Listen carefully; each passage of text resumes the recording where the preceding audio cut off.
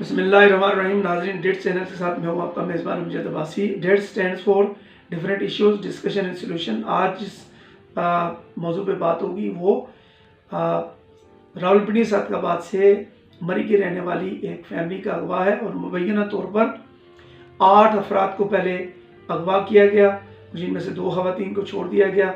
इस वाक़े की कानून की नज़र में क्या हैसियत है, इस व्लॉग में इस पे बात होगी।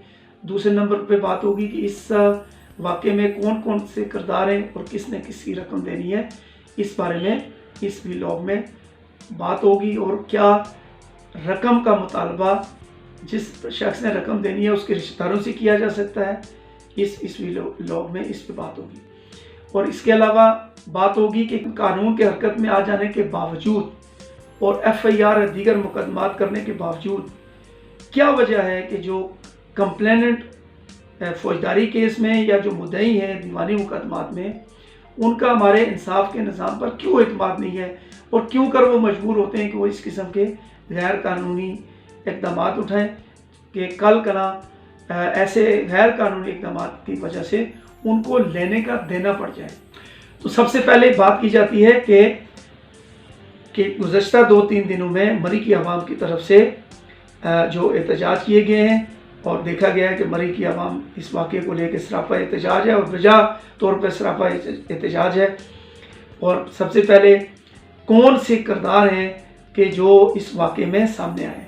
सबसे पहले जो लेन देन का मामला है वो शहरयार ने मोहम्मद अली की कोई रकम देनी है, वो 2 करोड़ है, 3 करोड़ है, 4 करोड़ है। आपने अक्सर देखा नाज़रीन कि जब FIR करवाई जाती है और मुकदमा किया जाता है तो एग्जेजरेटेड ज़्यादा रकम लिख दी जाती है।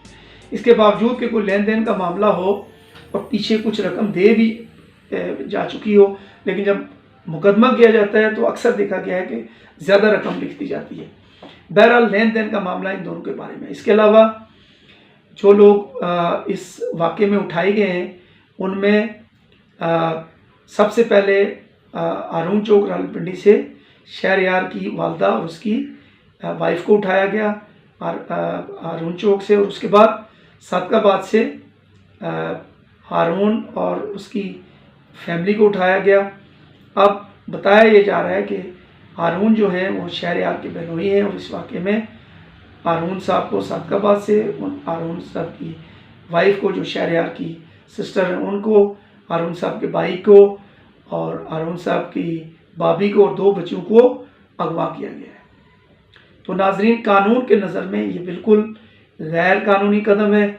चूँकि लेन देन का मामला मोहम्मद अली और शहरयार के दरमियान था, लिहाजा शहरयार के ना बाप से इस रकम का मुतालबा किया जा सकता है ना भाई से, तो बहनोई तो दूर की बात है, बहनोई या दीगर रिश्तेदार तो दूर की बात है। शहरयार के वालिद, वालदा, वाइफ, भाई, उनसे भी इस रकम का मुतालबा कानूनी तौर पे नहीं किया जा सकता था। लिहाजा ये जो वाक़या ये तो सरासर गैर कानूनी इस तरह है कि जो लोग अभी तक 6 लोग मुबैना तौर पर अगवाकारों के कब्ज़े में, हब्से बेजा में, उनके खिलाफ तो कोई FIR ही नहीं है। और अगर FIR होती भी तो पुलिस उनको हिरासत में लेती। और नाजरीन, हमारे मुल्क के कानून के मुताबिक जब भी किसी शख्स को हिरासत में लिया जाएगा तो ये one of the basic fundamental right है, बुनियादी हुकूक में है कि आप किसी शख्स को जब अरेस्ट करते हैं तो विदिन 24 आवर, 24 घंटे के अंदर अंदर आप उस जहाँ से अरेस्ट किया गया उस इलाके के इलाका मजिस्ट्रेट की अदालत में उस शख्स को 24 घंटे के अंदर अंदर पेश करेंगे, बताएंगे कि क्यों अरेस्ट किया गया है। आप उसका रिमांड मांगेंगे, वो अदालत की मर्जी है आपको रिमांड दे या उसको जुडिशल कर दे। इस वाक़े में नामालूम अफराद ने उनको कस्टडी में लिया है, उनको हिरासत में लिया है, ये अब से बेजा है, ये अगवा है।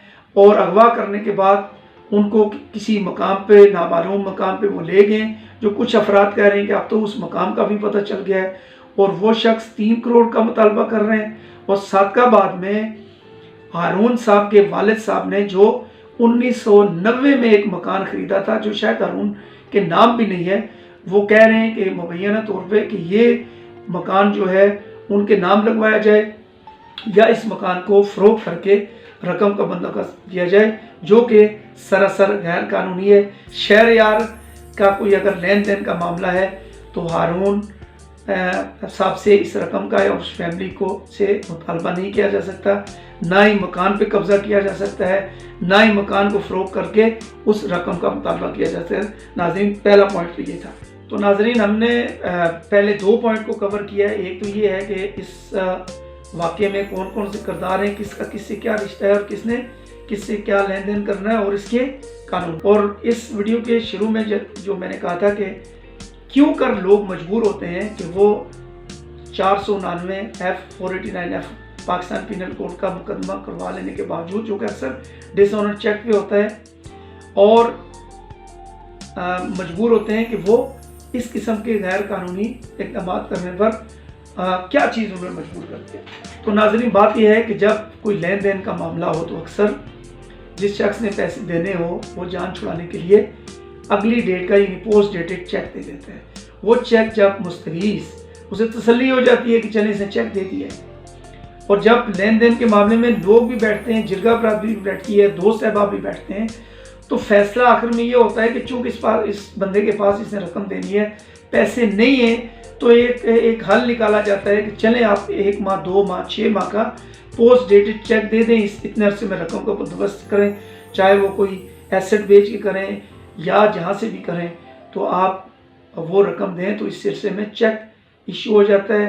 वो जब पीरियड पूरा होता है, वो मुद्दत पूरी होती है, तो मुस्तगीस जाके वो चेक जब पेश करता है, तो जब वो डिसऑनर हो जाता है तो उसके बाद भी जिरगा बरादरी होती है और उन लोगों के पास दोबारा जाता है। और अक्सर 489F के मुकदमात में जो डेट ऑफ अकरेंस है और date of reporting of the case है, उसमें गैप होता है, और उस गैप की यही वजह होती है कि लोग जिरगा बरादरी के थ्रू फिर जाते हैं कि भाई चेक डिसऑनर हो गया, इसे कहीं रकम दे, लेकिन रकम नहीं दी जाती, तो वो लोग भी जो जिरगे बरादरी में होते हैं कहते हैं यार आप कानूनी कार्रवाई करें। कानूनी कार्रवाई ये है कि FIR 489F की दर्ज हो जाती है। 489F की जब मुकदमा दर्ज हो गया, मुस्तगी जो कंप्लेनेंट पुलिस के पास जाता है, प्रेशर डालता है, कई केसेस में 22A लगानी पड़ती है कि भाई इसको अरेस्ट नहीं किया जा रहा। तो अगर मुलज़िम 22A भी लगाता है तो अक्सर केसेस में 498 के तहत अबूरी ज़मानत लगाता है, तो अक्सर केसेस 100 में से तकरीबन 99% केसेस में ज़मानत खारिज हो जाती है। बाद गिरफ्तारी में मजिस्ट्रेट के साहब के पास जब ज़मानत लगाई जाती है तो अक्सर वो भी खारिज हो जाती है। सेशन जज, एडिशनल सेशन जज के पास ज़मानत वो भी चूँकि थोड़े गैप के बाद अगर लगाई जाए तो खारिज हो जाती है।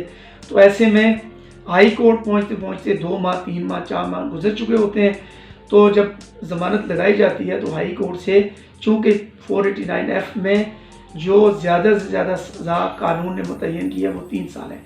तो ये कानून है कि जो केसेस प्रोहिबिटेड क्लॉज में फॉल नहीं करते, 497 की प्रोहिबिटेड क्लॉज में, उसमें बेल इज़ अ रूल और granting of bail is a rule, और जो रिजेक्शन जो है वो एक्सेप्शनल केसेस में किया जाता है। तो ज़मानत हाई कोर्ट से हो जाती है। अब ज़मानत इस केस में भी शहरयार की ज़मानत हुई, वो बाहर आए, और बाहर आके जिस बात ने शायद मुबैना तौर पे फ्लेयर अप किया है मोहम्मद अली और उसकी फैमिली को, वो ये है कि हारून साहब या उनकी वाइफ जो है, जो शहरयार की बहन है, उन्होंने एबियस की एक पटिशन लगाई कि शहरयार गायब है, और इल्ज़ाम शायद मोहम्मद अली वगैरह पे लगाया होगा। तो इससे वो फ्लेयर अप हुआ कि ये तो रकम का वादा करके उसके बावजूद रकम नहीं दे रहे। तो उन्होंने आगे मशवरा किया और उन्होंने जो कदम उठाया वो मोहम्मद अली साहब के लिए है कि ये बताना है कि ये गैर कानूनी कदम है। आप दीगर फैमिली को हफ्से बेजा में रख के या उठा के तो शहरयार को मजबूर नहीं कर सकते कि वो रकम दें, क्योंकि कानून जब अपनी नज़र से देखेगा तो आपका ये कदम गैर कानूनी है। तो जब ऐसे में जब मुलजिम बाहर आके गायब हो जाए तो ज़ाहिरी बात है कंप्लेनेंट आता है अपने वकील साहब के पास, पूछता है आप क्या करें। वो कहते हैं जी ऑर्डर 37 जो एक दीवानी दावा है डिस्ट्रिक्ट जज की अदालत में वो दायर करें।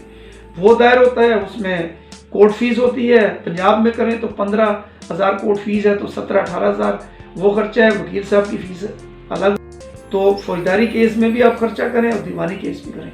तो लोग तंग आके इस किस्म के इक़दामात पे मजबूर होते हैं। और मैं नाज़रीन आपको बता दूं कि ये मेरे मुशाहिदे से ये बात गुजरी है और कई दफ़ा बहस में भी बात कही है कि जिस बंदे की रकम जाती है تو وہ ایک ایسی بیماری میں مبتلا ہو جاتا ہے کہ وہ ڈاکٹرز کے پاس جاتا ہے، بیماری کوئی وہ اسٹیپ لگاتے ہیں، ہارٹ کی بیماری ڈائگنوز نہیں ہوتی، شوگر کی بیماری ڈائگنوز نہیں ہوتی، اور پتہ نہیں چلتا کہ اس بندے کا وزن کیوں گر رہا ہے۔